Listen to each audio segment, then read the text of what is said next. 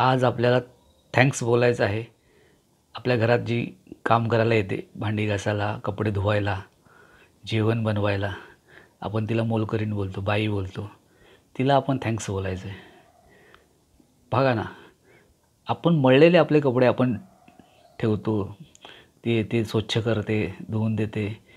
आपली खरकटी भांडी, जेवणाची खरकटी भांडी ती धुते, स्वच्छ करून ठेवते. असं पण नाही, सुखी करून सुकत ठेवून सुकवते कपडे, भांडी सुकवते. बरोबर तुमच्या आहे त्या जागेवर ठेवून व्यवस्थित आपल्या घरासारखं करून, तुमचा किचन कट्टा वगैरे स्वच्छ धुवून, बाथरूम स्वच्छ धुवून. आणि जर जेवण बनवणार असेल, तुम्हाला जो लागणारा पदार्थ आहे तो बरोबर बनवून देणे, चवदार बनवून देणे, अशी कामं करणारी ती मोलकरीण आहे. तिलासुद्धा आपण आज धन्यवाद बोलूया. बोला, धन्यवाद बोला, थँक्स बोला.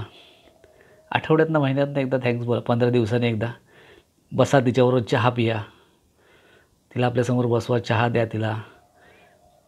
घरात काही खायला असेल बिस्किट वगैरे तर द्या, तिच्याबरोबर 4 शब्द बोला तिच्याबरोबर.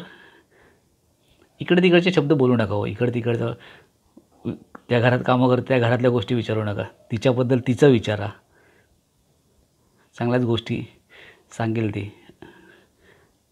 तिलाही हलकं वाटेल. काही आपली मालकीण आपल्याला काही विचारते, आपली विचारपूस करते, मालकीण किती आपली चांगली आहे, मालक किती आपली चांगला आहे, असं तिला वाटेल. साहजिकच कुणालासुद्धा वाटणार हो. मोठे माणसं जेव्हा छोट्या माणसांना ची विचारपूस करतात तेव्हा बरंच वाटते. मोठी माणसं पण करतात विचारपूस, छोटे माणसांचा विचारपूस करतात. तसंच आहे ते. करा, करून पहा, बरं वाटते समोरच्याला पण आणि आपल्यालासुद्धा बरं वाटेल. आणि वर्षातनं एकदा काही आपण तिला काही भेटवस्तू देत असो. तशी सणासुदीला देतोच आपण तिला भेटवस्तू. तर तिथे तर आहेच ते, तर ती गोष्ट आहे. आपण ते ठरलेलं असतं, ती जेव्हा येते तेव्हा ते ठरलेलं असतं की एवढं आहे, एवढ्या वर्षानंतर दिवाळीला तुला मी काहीतरी बक्षीस म्हणून काहीतरी भेट देऊ, असं आपण ठरलेलं असतं. तरीसुद्धा मध्ये एखादी चान्स भेटला, काही असेल फंक्शन प्रोग्राम वगैरे, तर एखादी वस्तू द्या, खुश करा.